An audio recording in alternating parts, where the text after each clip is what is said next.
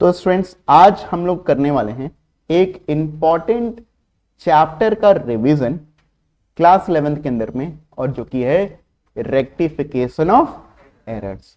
Rectification of error अपने आप में एक बड़ा ही खास, बड़ा ही इंपॉर्टेंट मगर थोड़ा सा टेक्निकल चैप्टर है, तो बहुत ही ध्यान से आप लोगों को मुझे सुनना पड़ेगा थोड़ा देर तक, ठीक है?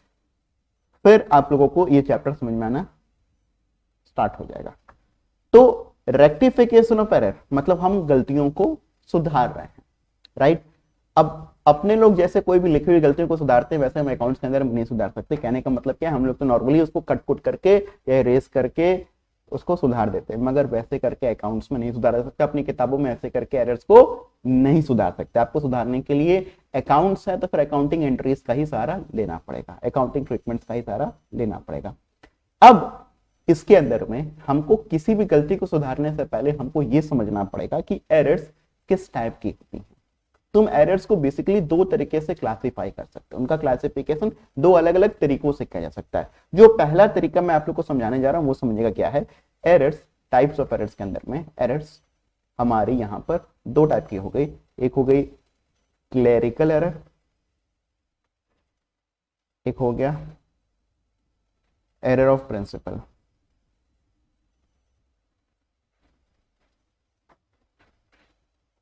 क्लेरिकल एरर और एरर ऑफ प्रिंसिपल।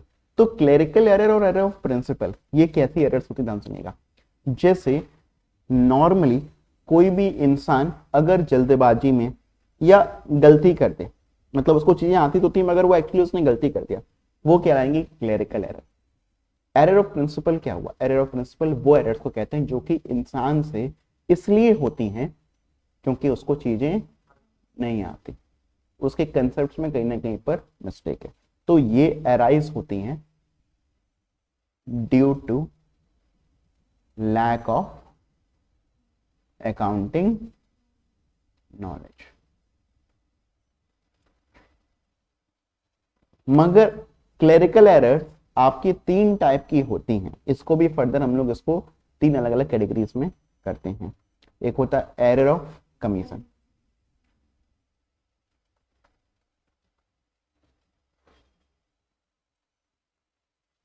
फिर एरर ऑफ ओमिशन,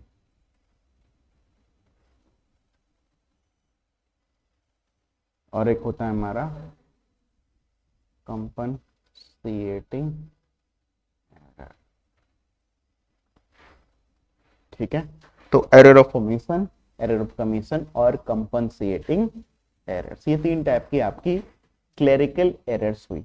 इसके अंदर में ध्यान सुनिएगा, एरर ऑफ कमीशन क्या होता है? एरर ऑफ कमीशन हम लोग ऐसी एरर्स को कहते हैं जो कि आपके किसी गलती से हो गया। जैसे आपने रॉन्ग टोटलिंग कर दिया। क्या आपको आता था टोटलिंग? यस आता होगा, मगर रॉन्ग टोटलिंग हो गया, पॉसिबल है, संभव है, गलती हो सकती है। आपने रॉन्ग अमाउंट लिख दिया, 1000 की जगह पर 100 लिख दिया, या 1000 की जगह पर 10,000 लिख दिया, राइट? तो ये सब के सब एरर्स कैसे कहलाएंगी? Error of commission. Wrong account में लिखना भी एरर ऑफ कमीशन कहलाता है। जैसे हमने राम की जगह पर श्याम में लिख दिया, मोहन की जगह पर सोहन में लिख दिया, ये भी कैसे एरर कहलाएगा? Error of commission. इसमें कोई अकाउंटिंग की नॉलेज की जरूरत नहीं है। या हमने रॉन्ग साइड में लिख दिया, डेबिट की जगह पर क्रेडिट में लिख दिया, क्रेडिट की जगह पर डेबिट में लिख दिया, कैरी फॉरवर्ड गलत अमाउंट से कर दिया, ऐसी बहुत सारी तमाम एरर्स एरर ऑफ कमीशन में कहलाती है। आप कुछ लोग एरर ऑफ कमीशन और एरर ऑफ प्रिंसिपल में कंफ्यूज होते हैं। जैसे कुछ ऐसी एरर्स होती है जो कि लोग कंफ्यूज होते हैं कि it is error of commission और एरर ऑफ प्रिंसिपल। देखिए, एरर ऑफ प्रिंसिपल का एक एग्जांपल देता हूं पहले आप लोग को। एरर ऑफ प्रिंसिपल जैसा कि मैंने आप लोग को बताया अराइज होती है क्योंकि अकाउंटिंग की नॉलेज की हमारे में कमी होती है। जैसे फॉर एन एग्जांपल, मैंने कोई एक्सपेंस किया on a newly purchase asset, कोई खर्चा किया किसी न्यूली परचेज एसेट पर।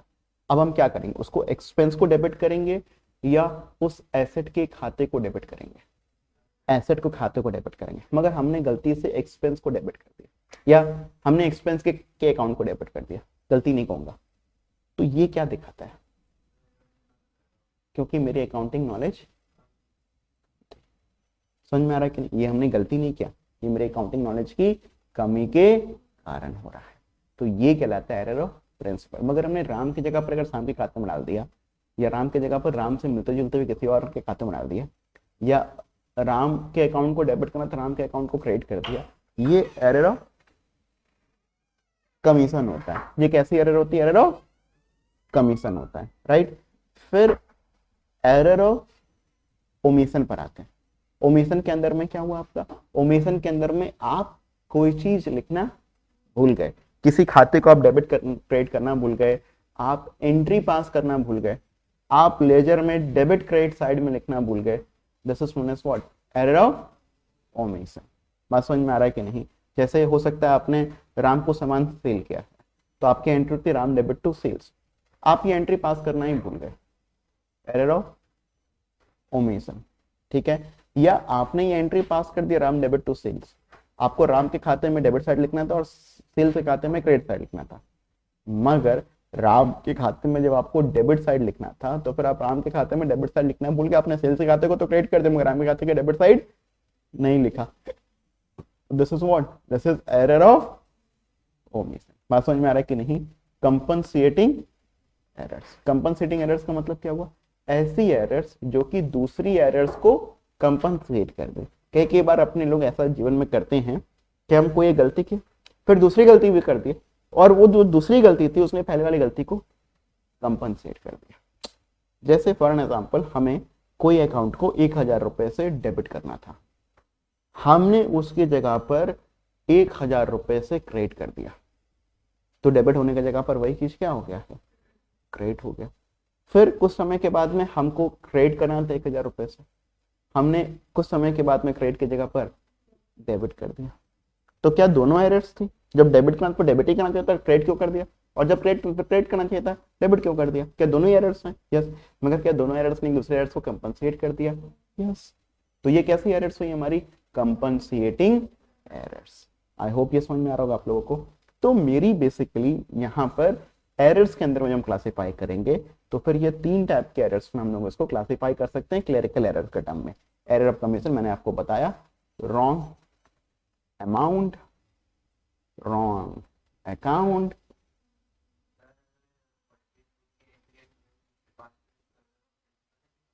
अगर आपने परचेज की जगह पर सेल्स लिख दिया या सेल्स की जगह पर आपने कुछ और कर दिया, क्या इसके अंदर में कोई बहुत अकाउंटिंग के कंसेप्ट की जरूरत है? नहीं, कोई ऐसा कोई कंसेप्ट अप्लाई नहीं करता, तो ये error of right. Wrong account, wrong amount, wrong totalling, wrong side. समझ में आ रहा है कि नहीं? डेबिट की जगह पर क्रेडिट और क्रेडिट की जगह पर डेबिट, रॉन्ग कैरी फॉरवर्ड, ये सब चीजें आपकी क्या है? Error of commission. समझ में आ रहा है कि नहीं? अब हम बात करें एरर ऑफ ओमिशन के अंदर में, मतलब मैंने आपको क्या बताया, आप कोई चीज समझ में आ रहा है? ये रिकॉर्ड भी हो सकता है, पोस्ट भी हो सकता है। तो omission in recording oblique posting in any, बात समझ में आ रहा है कि नहीं? फिर अगला क्या आपका? व्हेन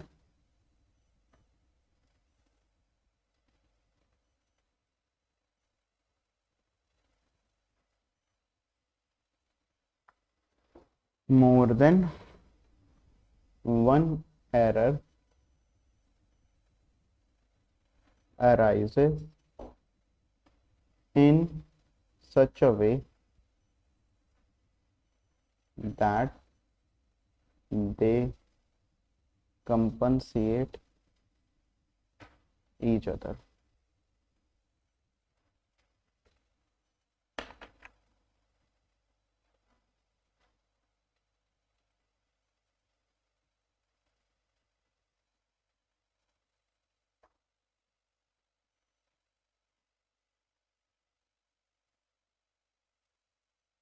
समझ में आ रहा है कि नहीं? ये क्या हुआ आपका? Compensating error. देखिए, ठीक है, तो फिर आगे आगे। तो स्टूडेंट्स, अगर आप लोगों ने ये नोट कर लिया है तो अब मैं दूसरे तरीके से एरर्स को क्लासिफाई करना चाहूंगा। ठीक है, ये तो एक हुआ कि जो करने वाला था उसने किस टाइप की मिस्टेक है, मतलब उसको आता था कि नहीं आता था। अब ये दूसरे टाइप से एरर्स को हम लोग क्लासिफाई कर रहे हैं, और ये जो क्लासिफिकेशन है ना, ये ज्यादा इंपॉर्टेंट है। क्यों ज्यादा इंपॉर्टेंट है? क्योंकि जब हम रेक्टिफिकेशन की बातें करेंगे ना, तो हम इसी टाइप से एरर्स को क्लासिफाई करेंगे। तो ये है आपकी वन साइडेड एरर, या है आपकी ये double sided error. One sided error और डबल साइडेड एरर, दो टाइप के एरर है, वन साइडेड और डबल साइडेड। बात समझ में आ रहा है कि नहीं? वन साइडेड और double sided. One sided error के अंदर में क्या होता है? वन साइडेड एरर आपकी वो एरर्स होती हैं, those errors which affect the trial balance, that is after which trial balance will not tally। हमारा ट्रायल बैलेंस टैली नहीं होगा। Double sided errors, those errors which do not affect the trial balance, मतलब जो trial balance को हमारे affect नहीं करती हैं, that is after which trial balance will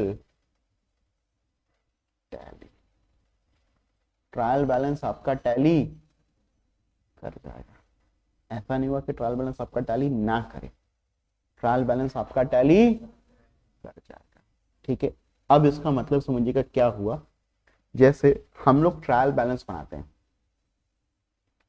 अपने लोग ट्रायल बैलेंस बनाते हैं। ट्रायल बैलेंस के अंदर में हमारे दो साइड्स होते हैं स्टूडेंट्स, एक होता है हमारा डेबिट साइड, एक होता है हमारा क्रेडिट साइड। डेबिट साइड और क्रेडिट साइड दोनों का टोटल हमको पता है ट्रायल बैलेंस के अंदर में टैली होना चाहिए, होना चाहिए। अगर ये टैली नहीं होता है तो मतलब क्या? गड़बड़ है। और टैली होता है तो गड़बड़ हो भी सकती है और नहीं भी हो सकती है।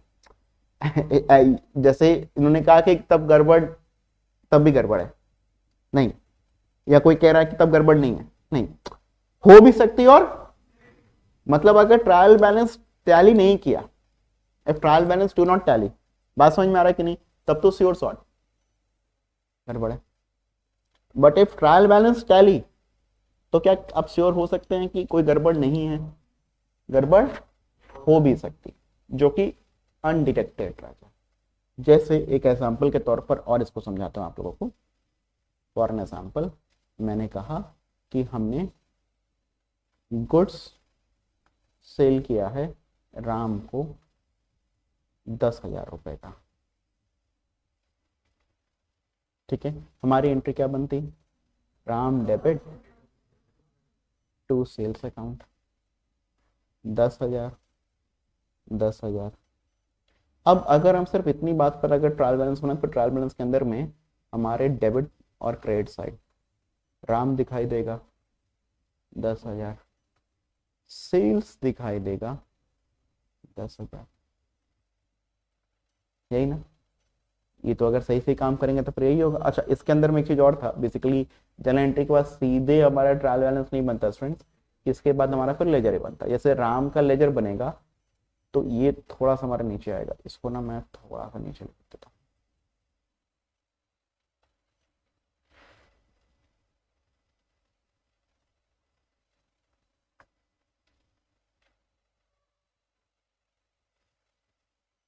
राम के आप डेबिट साइड में लिखेंगे टू सेल्स अकाउंट 10,000, और सेल्स अकाउंट के भी आप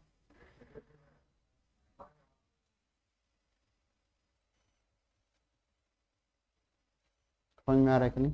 तो ये तो काम अगर सही से होगा तो फिर ऐसा ही हो जाएगा।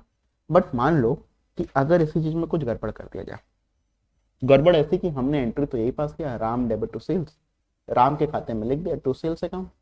सेल्स के खाते में राम को 10,000 लिखने की जगह पर हमने गलती से लिख दिया 1,000, गलती से लिख दिया 1,000।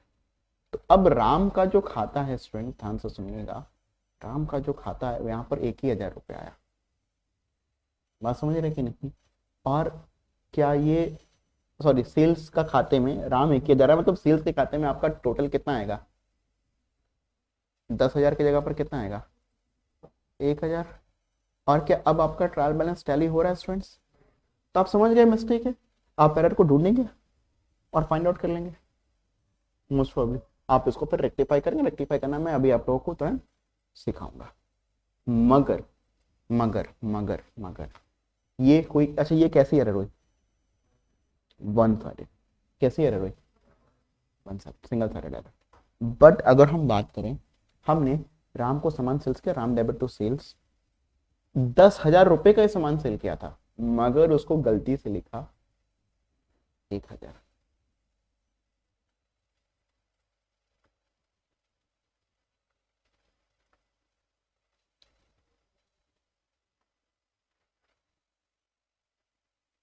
समझ में आ रहा है कि नहीं? तो अब फिर ये राम के भी खाते में क्या लेजर में यहां पर भी 1,000 आ जाएगा? अरे बोलो हाँ या ना? और सेल्स के खाते में भी क्या भाई राम 1,000। तो अब क्या ट्रायल बैलेंस में दोनों ही डेबिट और क्रेडिट साइड में क्या 1,000 रुपये आ गया?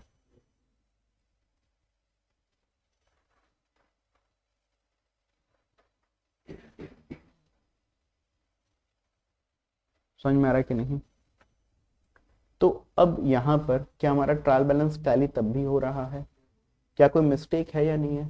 है। क्योंकि आपने राम को सामान सेल्स कितने का किया था, मगर रिकॉर्ड कितने का किया है? तो क्या अभी आपका ट्रायल बैलेंस टैली कर रहा है? मतलब trial balance still tallies after this error, therefore this error is a double sided error.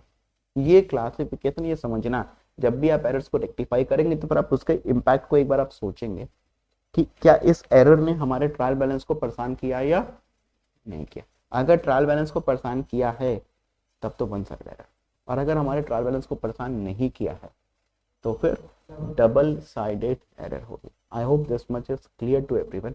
इतना क्लियर है तो फिर अब हम लोग आगे बढ़ सकते हैं।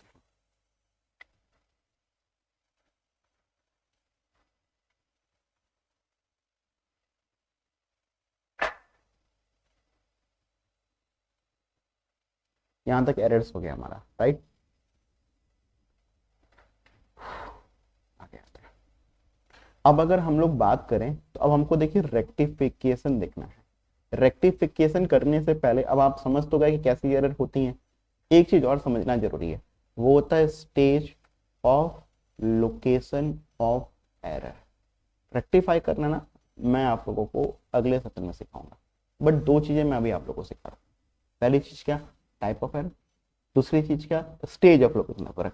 कल मैं आप लोगों को बेसिकली कुछ सवाल लगवाऊंगा जिसके अंदर मैं आप लोगों को एक बार रेक्टिफाई करना सिखाऊंगा, और कुछ सवालों के साथ में मैं आप लोगों को एक बार प्रैक्टिस भी करवा दूंगा, ताकि आपके दिमाग में एक क्रिस्टल क्लैरिटी रहे। Stage of location of error के अंदर में स्टूडेंट अगर हम लोग बात करें तो हमारे यहाँ पर 3 स्टेजेस होते हैं। 3 स्टेजेस होते हैं, मतलब error can be located before preparation of trial balance,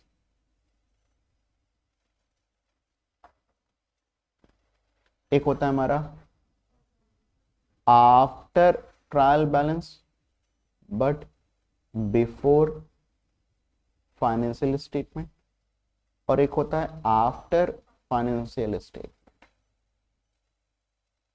इसको इसी क्वेश्चन के थ्रू समझते हैं। जैसे ये ही मान लीजिए था, एक एंट्री थी, ऐसी और भी एंट्रीज होंगी, ठीक है। राम टू सेल्स जो भी चीज था, हम डबल साइड सिंगल साइड पे नहीं जा रहा, ये था। अब हमने ये देखा राम टू सेल्स जैसा था, हमने अभी तक ट्रायल बैलेंस नहीं बनाया। हम को अचानक से एक दिन ये एंट्री हम देखने लगे, दिखाई दिया, याद आया, अरे राम को तो 10,000 रुपए का सेल किए थे, लेजर में 1,000 रुपए रिकॉर्ड है, एंट्री चेक कर, एंट्री चेक किए, फिर इनवॉइस चेक करो, इनवॉइस में 10,000 रुपये, मतलब गलती कहाँ पर हो गई, रिकॉर्ड करने में, और उससे लेजर पोस्टिंग में गलती हो गई, तो गलती हो गई। ये गलती कब लोकेट हो गई, before trial balance. Trial balance के बनाने से, ट्रायल बैलेंस के बनाने के बाद नहीं, ट्रायल बैलेंस के बनाने के पहले।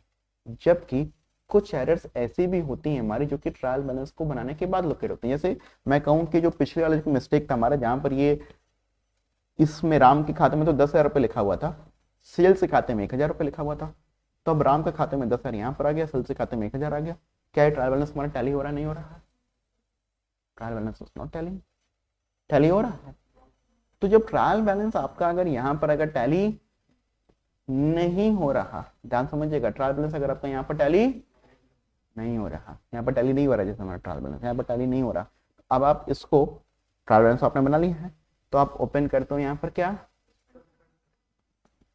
यहाँ पर आप लिखोगे 9,000, और अब आप एरर ढूंढोगे, आपको समझ में आ गया, अरे हमने तो सेल्स किया था 10,000 रुपये का, क्योंकि राम के खाते में तो सेल्स 10,000 रुपये लिखा हुआ है, मगर राम के खाते में यहाँ पर सेल्स के खाते में बाय राम 1,000 रुपये लिखा हुआ है, मतलब मिस्टेक है। तो आपने लोकेट कर लिया और एरर को आप रेक्टिफाई करोगे। तो मतलब पहली एरर कब आपने लोकेट किया, ट्रायल बैलेंस के पहले। फिर दूसरा स्टेप क्या होता है, ट्रायल बैलेंस के मगर फाइनेंशियल स्टेटमेंट के पहले। फाइनेंशियल स्टेटमेंट का मतलब हुआ कि आप अपना ट्रेडिंग, पीएल, बैलेंस शीट ये सब नहीं बनाया हो। अगर मान लो ये 9,000 रुपया आपको समझ में आ रहा है कि डिफरेंस है, सस्पेंस अकाउंट आया है, और फिर भी आपको ये डिफरेंस नहीं मिला, समझ में नहीं आया क्या डिफरेंस है, तो क्या करोगे, बैठ जाओगे, जीवन को त्याग देना चाहिए? नहीं, जीवन आगे बढ़ेगा। अपने लोग क्या करेंगे, ट्रेडिंग, पीएल, बैलेंस शीट आगे बनाएंगे। बना दिया, इस साल का काम खत्म, इस साल के बुक्स क्लोज, अगले साल की कहानी शुरू। अगले साल अचानक से ये चीज चेक हुआ और चेकिंग में ये पकड़ा गया कि 9,000 रुपए पिछले साल की गड़बड़ एक रिकॉर्डिंग हो गई थी। आप समझ रहे हैं, after financial statement is prepared, मतलब नेक्स्ट ईयर ये चीजें रिकॉर्ड हुई है। कब ये चीजें हम रेक्टिफाई कर रहे हैं, कब इन चीजों को हम पकड़ पाए हैं, इस साल नहीं। फाइनेंशियल स्टेटमेंट क्लोज आने का मतलब क्या हुआ, नेक्स्ट ईयर। तो 3 समय आप एरर्स को ढूंढते हैं और उसके हिसाब से आप रेक्टिफिकेशन करते हैं। क्या पहला क्या है, ट्रायल बैलेंस को बनाने से पहले। दूसरा क्या, बट बिफोर। तीसरा क्या, आफ्टर फाइनेंशियल स्टेटमेंट। ये 3 हमारे स्टेजेस होते हैं location of error. Trial balance के पहले, ट्रायल बैलेंस के बाद, या फाइनेंशियल स्टेटमेंट के बाद। पहले नहीं, ट्रायल फाइनेंशियल स्टेटमेंट के बाद। लकीली अपने कोर्स में ये वाला पार्ट, तो अपने कोर्स में सिर्फ यही 2 हिस्से हैं, एक ट्रायल बैलेंस बनाने के पहले और एक ट्रायल बैलेंस बनाने के बाद।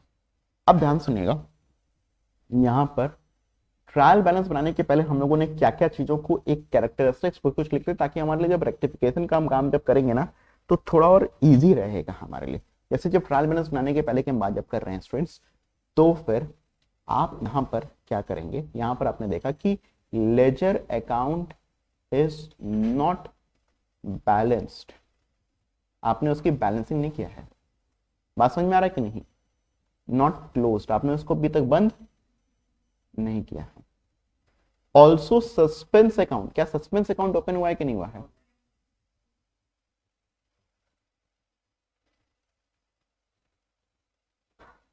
Is not open. मेरी बात समझ रहे हो कि नहीं समझ रहे हो, क्लियर बात है। फिर after trial balance but before financial statement, मतलब आपने ट्रायल बैलेंस बना लिया फाइनेंशियल स्टेटमेंट बनाने के पहले। इस समय क्या हुआ, क्या लेजर अकाउंट की बैलेंसिंग हो चुकी है। लेजर अकाउंट जब क्लोज होगा, जब उसकी बैलेंसिंग हो चुकी होगी, तभी ना आपने ट्रायल बैलेंस बनाया होगा। तो लेजर अकाउंट इज बैलेंस्ड और suspense account is open,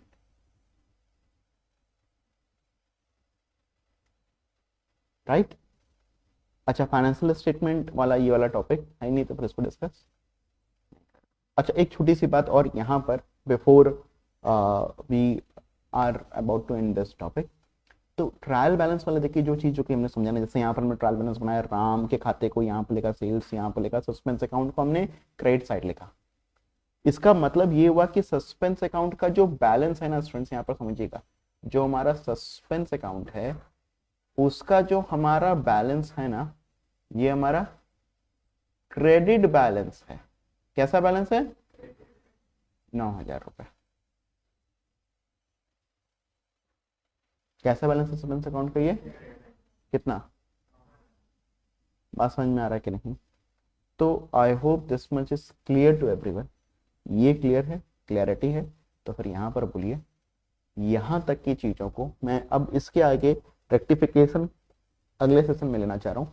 reason being कि उसके साथ साथ में 2 एग्जाम्पल सॉल्व करेंगे हम लोग, फिर इस टॉपिक को क्लियर अपना कर लेंगे, right? So thank you so much.